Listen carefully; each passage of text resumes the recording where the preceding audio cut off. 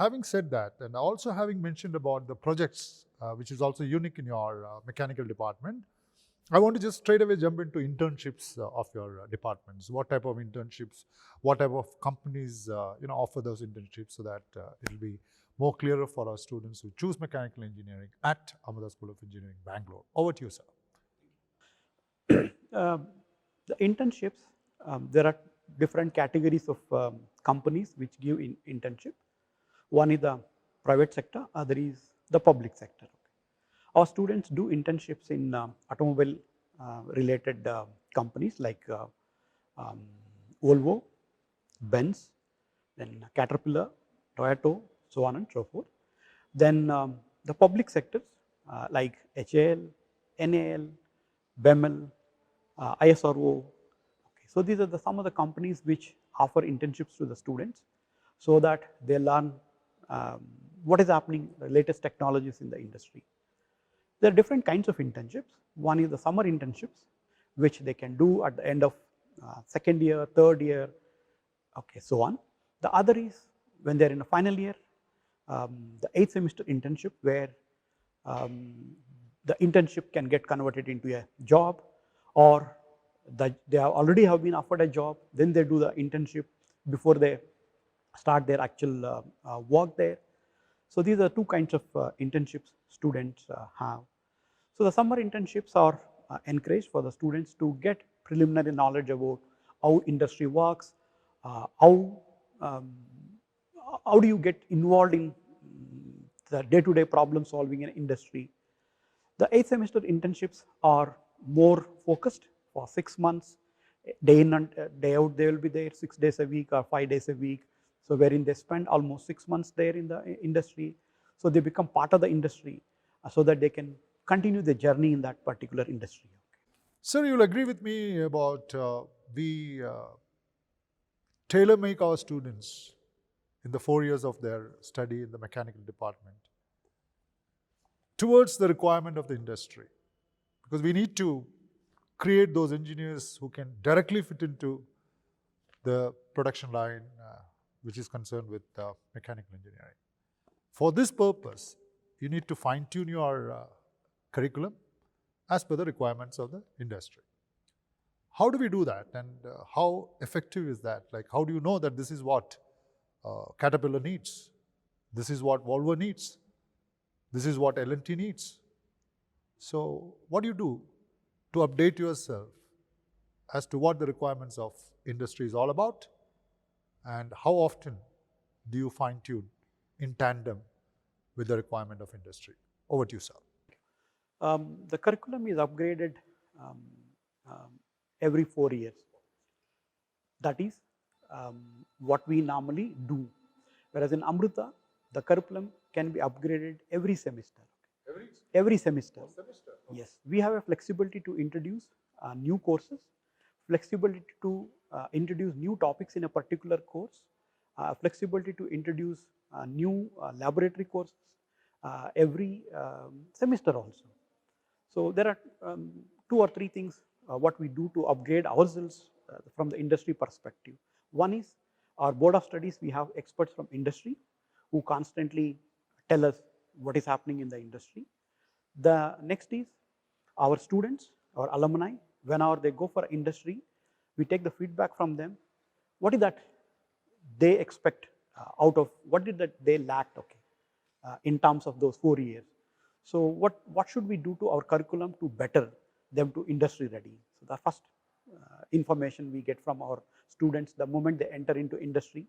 So they go there industry, we get their feedback constantly. So what is that happening in the other one is whenever we call industry expert to talk to the students in terms of expert lectures, in terms of training to them, we take feedback, okay, seriously. So these feedback mechanisms help us in upgrading our curriculum, introducing new experiments, introducing new laboratories, and upgrade even existing courses itself. Okay. So these are the 3 ways we upgrade ourselves. That's wonderful. Nice to hear, sir. I would say 99.9% of the students who join any engineering college, for that matter, is to get themselves placed well. I mean, they need a job once they before they leave the institution. So I just want to ask you about the type of placement that has happened in 2019 and 2020 with regard to your department, mechanical engineering. That's number one. What would be the highest salary? What would be the median average salary that a mechanical engineer could expect getting graduated from Amrita School of Engineering, Bangalore? That's my second question. And the third question is, like, maybe in the next 10 years or so, what would be the growth in the industry which is connected to mechanical engineering? I mean, how it is going to be in terms of demand for mechanical engineering? So these are the three questions which I'm sure we'll be able to throw some light and educate our children who would like to opt to take mechanical engineer for the year 2021. Over to you, sir. Yeah, as any parent or student who enters into any engineering institution will think about placement. So that's a primary concern about every parent and every student, okay, who joins engineering. In Amrita, especially mechanical, students are well placed. Okay, almost 75 to 80% of them who are interested in placement get placed, and some of them opt out of placements. It's basically because they want to do higher studies. We'll come to that a little later. So, what are the companies which do take up our students? One is in the automotive sector. Okay, that's the primary industry which is really doing well. The other is in terms of computational engineering and design engineering, analysis engineering sector, where students, mechanical engineers go and do analysis, then design of equipments and analysis of the equipment. Okay, so then as other process industries. Okay, some of the companies which come for placements are like L&T. Then we have students whom we have placed in Caterpillar, Toyota, then Bosch, so on, and TVS, so on and so forth. Okay. Coming to your second question on what are the packages? Okay, right. Generally, if you take any mechanical engineering, the starting packages are generally lower compared to other industry. That's how industry norm. Unlike other industry, where in mechanical engineering, as you experience, the packages multiply. Okay, they don't just do increments. Okay, they multiply. Okay, always experience counts in mechanical engineering field.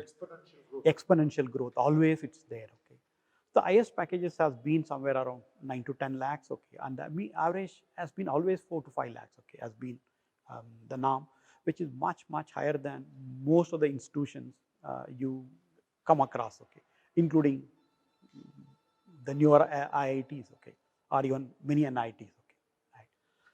So coming to the third question, what is the future of mechanical engineering? That's an important question, and probably 30 years back when I joined, we also had the same question. Okay, right. So, but the mechanical engineering is one field of engineering which has adopted most over a period of time. Maybe it's there since 100 years, it's survived, it is adapting. Okay.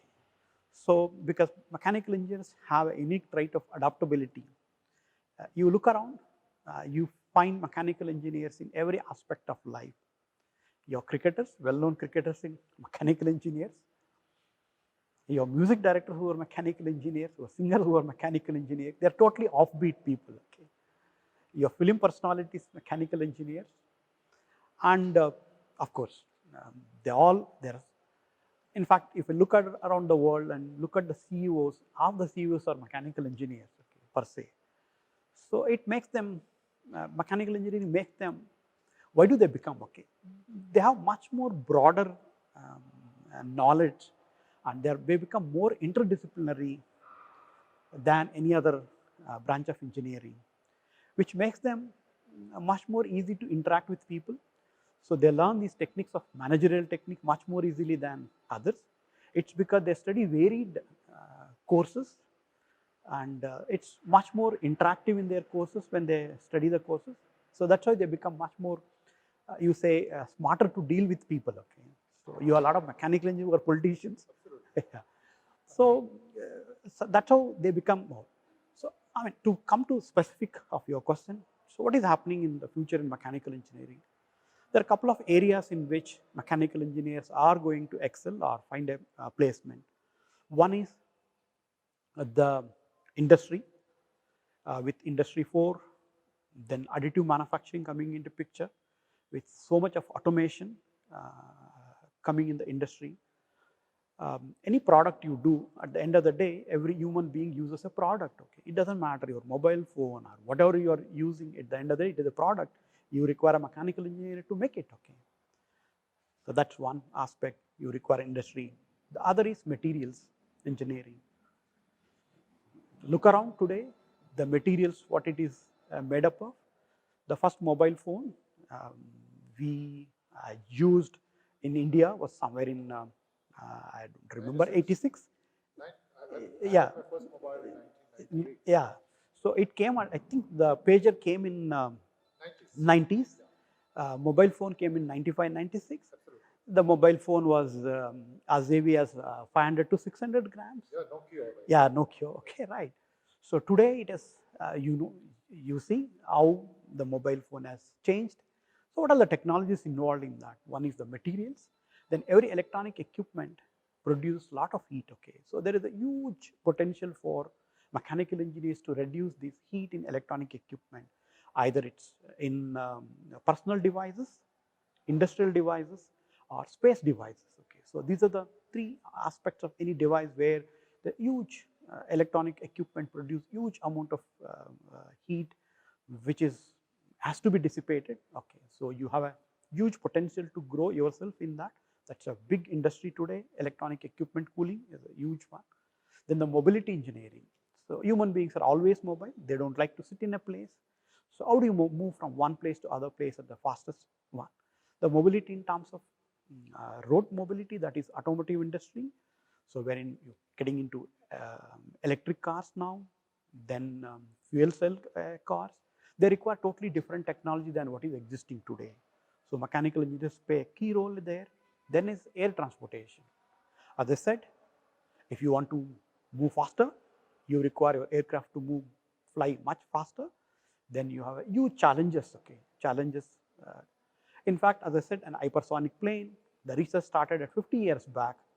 Today, the longest flight of an hypersonic airplane has been 1 minute, in spite of 50 years. Okay, but we feel that another 10 years we are going to see a practical hypersonic plane. So today we have hypersonic missiles, but to transport people in that, it requires a totally different kind of technology. So that's one more area in which mechanical industries will always find. The other is energy. So energy is a huge challenge, short term as well as long term for every country. And in fact, human development index is measured in terms of energy consumption today, okay, world over. So you want cheaper energy, especially for a country like us, wherein we have 130 crore people. So you want to supply energy to them at a cheapest cost without a sustainable energy. So the energy engineering is one place where you have a lot of opportunities coming into picture.